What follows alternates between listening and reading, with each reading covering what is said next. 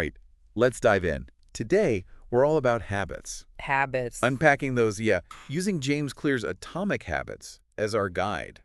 It's a good one. It is, it is. So whether you're, already pretty good with this stuff or just starting out, Yeah, there's something here for everybody. absolutely. Tons of insights. Actionable strategies. We'll look at how to build the good ones, ditch the bad, and really understand, the science, how these things work. The why behind it. Exactly. Exactly. It's kind of crazy how much of our lives just runs on autopilot, right? It really is. It's mind-blowing. Like these unconscious patterns. Yeah, and to really see that in action, Clear's own story is just, the perfect example. Oh, absolutely. Talk about resilience and what small changes can do. Yeah. So, picture this, right? James Clear, young athlete, bright future ahead of him, gets hit in the face with a baseball bat during a game. Oh, brutal. Devastating. Right? What? Multiple fractures, coma. The whole 9 yards. Yeah, talk about a setback. Life-changing, for sure. The kind of thing that could completely, derail someone. Yeah, absolutely. But here's where it gets interesting. Okay. It's during this recovery, right, that Clear discovers the power of these, tiny habits. Small steps. He had to relearn, basic things, walking straight. Wow. And he credits those small actions, repeated day after day, with him getting back to, peak athletic form. That snowball effect, right? It is. It really is. Even when things are tough, those small, consistent things, they build up. Yeah, it's remarkable what he did, from hospital bed to, top athlete at Denison University. No kidding. ESPN Academic All-America team. Wow. It's he took this massive negative and just, flipped it on its head. That's power. And that's really the heart of Atomic Habits. Yeah, small changes. Those 1% improvements. Add up over time. Snowballing into something huge. Love that analogy. It's so good, right? Right. But, okay, let's break it down. What does it actually mean to get 1% better each day? What's that look like in real life? Well, think about compound interest. Okay. But, for personal growth, you're not looking for some overnight miracle. Right. It's these small, almost tiny improvements every single day. And then those gains just multiply. So, let's say I improve 1% each day for a year. Where am I at the end of that year? You'd be 37 times better. 37 times. That's 7 times. That's wild. That makes those small changes way more appealing. Right. But there's a flip side, too, right? Yeah. The negative habits then compound, too. It's like compound interest working against you. Oof, yeah. Debt piling up. Yeah, even just, a few minutes on social media each day. Doesn't seem like much. Yeah, but over time. Hours wasted, maybe even days. Exactly. Habits, they're a double-edged sword. For sure. Got to understand how they work, Right. how they form. We use that knowledge to our advantage. Build the good, avoid the bad. Take control. Exactly. So Clear argues that a big part of this is shifting our focus from goals to systems. Yeah, that's key. It's such an important distinction. We get so caught up in those big outcomes, Losing weight, promotion, writing that book. Yeah, all of that. And those goals are great for motivation, but they're fleeting. Clear suggests that it's the process, the system, that leads to lasting change. Think about it. Achieving a goal, that only changes things for that moment, right? You hit the target, then what? But a system, repeatable actions. Those small habits. That's what drives you forward. It's funny, he uses this analogy of a sports team. Okay. The goal is to win the championship. Right. But if that's all you focus on, it can actually hurt you. You get tunnel vision. Yeah, you miss the fundamentals. The practice, the teamwork, the little things that add up to winning. And then what happens after you win? Yeah. If you don't have those habits, the system. You just slide back. Right back into old patterns. So prioritizing systems over goals, it's a different way of thinking. It is. Shifting from outcomes to processes. It's about building that foundation for change. I love that. Whatever area you want to improve. So how do we build these systems? Well, Clear breaks it down into 4 stages. Okay. Cue, craving, response, and reward. That loop. Yeah, the feedback loop that kind of runs our lives in the background. So much of it is unconscious. Right. Yeah. So the cue, that's the trigger. Okay. Kicks off the habit. Could be anything, really. Could be anything. Seeing a notification. Feeling stressed. Walking into the kitchen. And that triggers a craving. Yeah, a desire for something, a change in your state. To feel connected, maybe. You get stressed. Get a hit of pleasure. Right.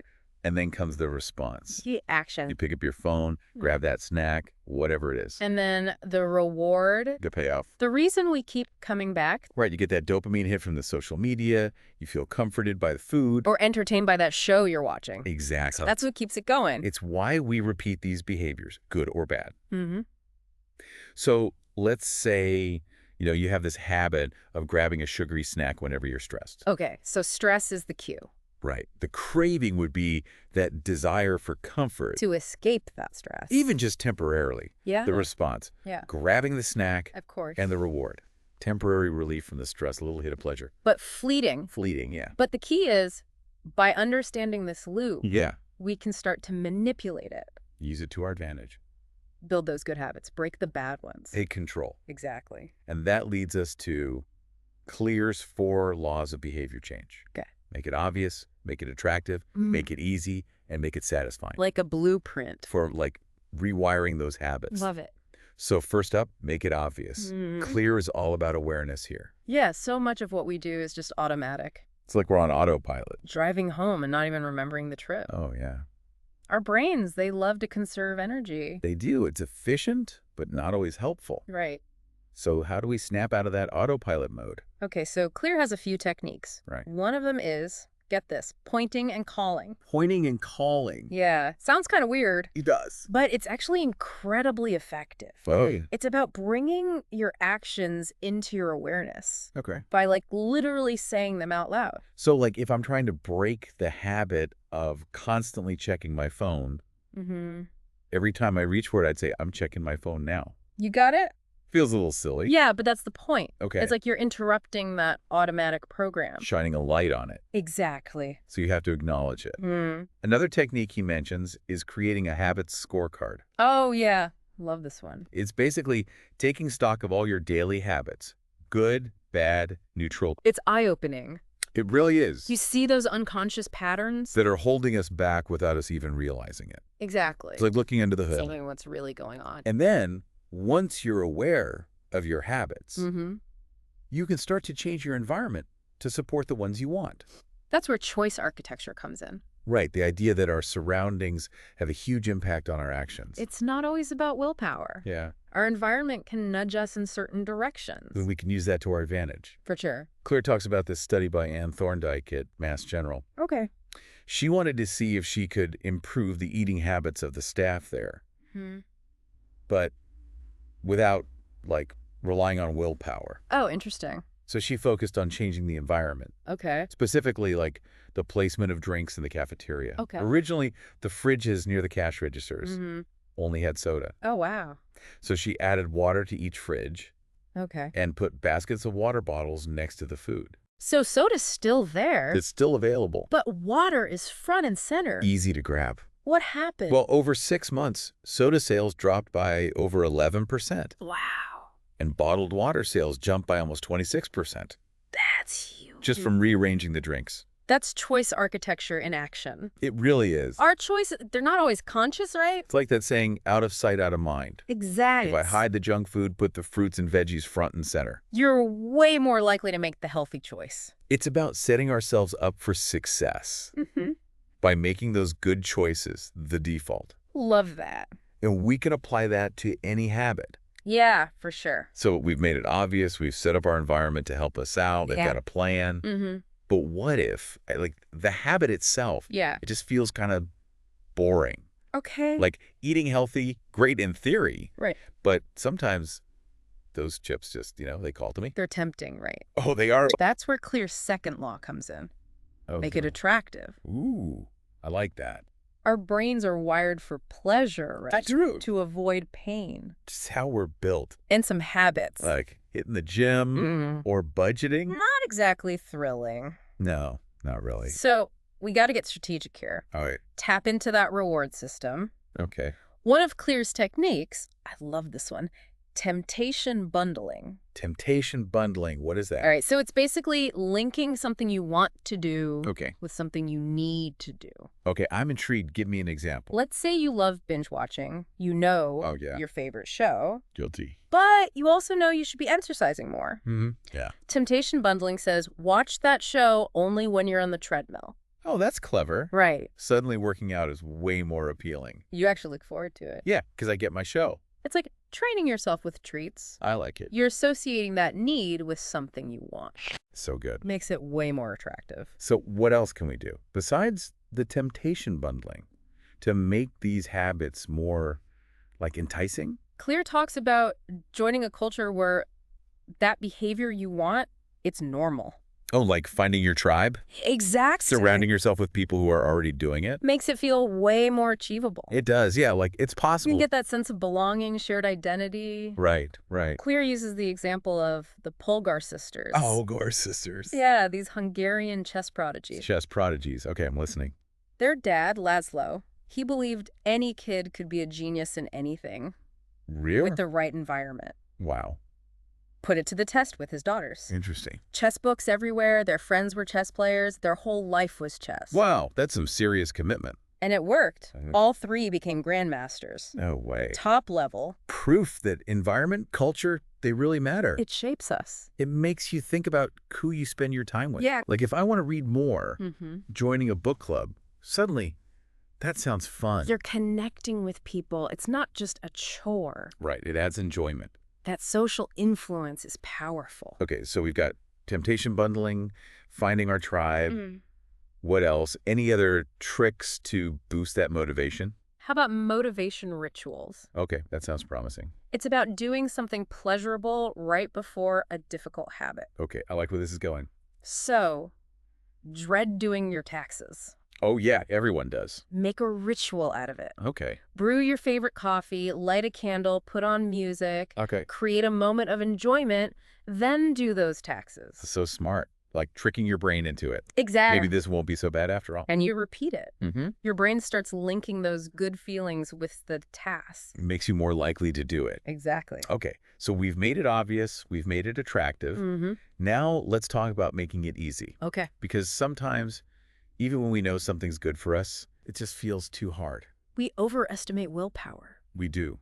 We think we're stronger than we are. And we underestimate how much our environment influences us. Right. We like to take the easy route. The path of least resistance. It's human nature, right? Conserving energy. Yeah. So Claire talks about addition by subtraction. Addition by subtraction. Yeah, simplifying, removing obstacles. I like that, like decluttering. But for our habits, Exactly. get rid of the stuff that's in the way. He gives the example of this writer struggling to focus. Oh, I know that feeling. Distracted by the internet. The internet is a black hole. It is. So what did he do? He got an outlet timer. Okay. Plugged his router into it. All right. Every night at 10 p.m., internet shuts off. Wow. No more late night browsing. No more temptations. He made it impossible. He forced himself to focus. Brilliant. So it's about like being proactive, setting ourselves up for success. By removing those distractions. I love it. So what else can we do to make those good habits easier? Yeah, give me more. One of my favorites, the 2-minute rule. 2-minute rule. Okay. Breaking down habits into tiny chunks. Okay. 2 minutes or less. 2 minutes. That doesn't seem like much. That's the point. Okay. Make it so easy you can't say no. Okay. So not running a marathon. Yeah. Just putting on your shoes and walking out the door for 2 minutes. Oh, I see. Or not writing a whole chapter. Mm-hmm. Just writing one paragraph. Okay. It's about getting started. Yeah, building momentum. Once you start, it's easier to keep going. It's like tricking your brain Yeah. into taking action. And this ties back to choice architecture. Oh, yeah. The cafeteria. Like design your environment, Make those good habits the easiest choice. the default. So, if I want to read more, keep a book everywhere, bedside table, my bag, Just get accessible. so I can just grab it. Exactly. And the opposite works too, right? Yeah, make bad habits harder. By increasing the friction. Claire calls these commitment devices Ooh, commitment devices. I like that. like pre-commitments to your future self, Okay. making it harder to give in to temptation. Give me an example. Victor Hugo, the Yeah, writer, Okay, yeah. he was struggling to meet a deadline. Procrastinating. Big time. I feel that. So he took all his clothes, All of them. except for a shawl, Okay. and had his assistant lock them away. So he couldn't leave the house. Basically forced to stay in and write. And it worked. He finished The Hunchback of Notre Dame 2 weeks early. That's incredible. So it's about finding those creative ways to make bad habits less appealing. Harder to do. I love it. Want to curb your spending. Leave your credit cards at home. Oh, yeah. Cut back on social media. Delete the apps. Or use a website blocker. Exactly. Make it difficult. These commitment devices are great. They are. Like safety nets, keeping us on track. So what if you're really struggling, though? Yeah, like need an extra boost. Well, there's always the habit contract. Okay, what's that? A written agreement, Okay. often with an accountability partner, Oh, I see. outlines the consequences of breaking the habit. So you put it in writing, make it official, Makes it real. and have someone to keep you honest. Exactly. That's Like, good. say you'll donate money to a cause you hate if you don't hit your workout goals. Oof, that would hurt. Right. Motivating, though. It is. Like a personal trainer, but with real stakes. So we've made it obvious, attractive, and easy. Yeah. Now what's the final piece? It's all about the reward. Making it satisfying. Exactly. We're way more likely to stick with something if it feels good, That's if it's rewarding. Clear's fourth law, make it satisfying. This is all about those positive feelings. Reinforcing those good habits. It's our brain's reward system, right? It's a big driver of our behavior. Oh, yeah. The thing is, nowadays, those rewards, we often have to wait for them. Right, like eating healthy. Takes time to see the results. Weeks, months even. Or working hard at your job. That promotion might be a year away. It's delayed gratification. It's tough. Especially with all the instant gratification around us. From those not-so-good habits. Exactly. It's like our present self versus our future self. Present self wants that dopamine hit NW. Future self is like, please make good choices. So how do we bridge that gap? Yeah, make those good habits feel good, NW. Clear suggests habit tracking. Visually monitoring your progress. Okay. Gives you that sense of accomplishment. Reinforces that loop. You see that chain of success building. It's motivating, right? Like a visual reminder. Exactly, and it can be super simple. Yeah. Just an X on a calendar or one of those habit tracking apps. Whatever works. Whatever works for you. Sometimes the simplest things are the best. Definitely. What else can we do? Celebrate those small wins. Oh, yeah. Acknowledge them, appreciate them. It's so easy to focus on what we haven't done yet Right. instead of how far we've come. Gotta give ourselves credit. Yeah. Celebrating, it releases dopamine. Makes you feel good. Keeps you motivated. So, like, I stick to my workout for a week. Mm-hmm.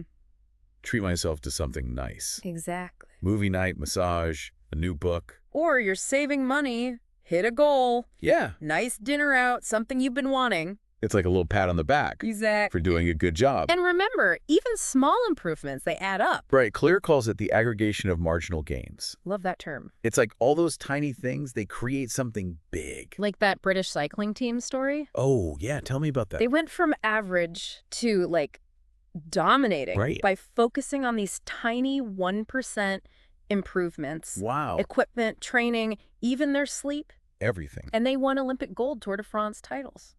That's incredible. So it really is about consistency. Small steps, day after day. Habits are those building blocks. That's the power of atomic habits. It's about understanding and controlling our habits. Not letting them control us. So the 4 laws: make it obvious, make it attractive, make it easy, make it satisfying. Our framework for success. We could use them to achieve our goals, live better lives. It's all connected. And Clear doesn't stop there. He talks about some advanced tactics, too. Oh, yeah, taking it to the next level. He's got the truth about talent. Exploring how genetics play a role. Right. Do our genes determine our destiny? Well, Clear says they matter, but not in that way. Okay. They determine your areas of opportunity. Like playing to your strengths. Exactly. If you're introverted, stand-up comedy might not be your thing. Yeah, maybe I'm better suited for writing. Or coding, something that fits your personality. Aligning your efforts with your natural abilities. Makes sense. And then there's the Goldilocks rule. Oh, the Goldilocks rule. Finding that perfect level of challenge. Not too easy, not too hard. That's right. That sweet spot where you're engaged, energized, and flow. It's when we do our best work. For sure. Clear also talks about reflection and review. Yeah, taking a step back. Evaluating our habits. Making adjustments. Like having a coach, right? Exactly. Analyzing your game, finding areas to improve. Constantly optimizing. I like that. And then the big one, identity-based habits. Oh, yeah. This is where it gets deep. Shifting from what you want to achieve to who you want to become. It's a different mindset.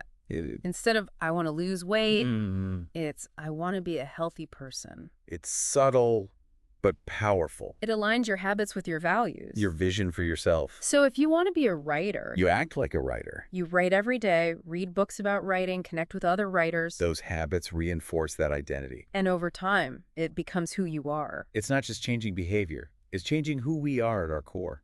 It's pretty amazing. So there you have it, folks, our deep dive into Atomic Habits. By James Clear.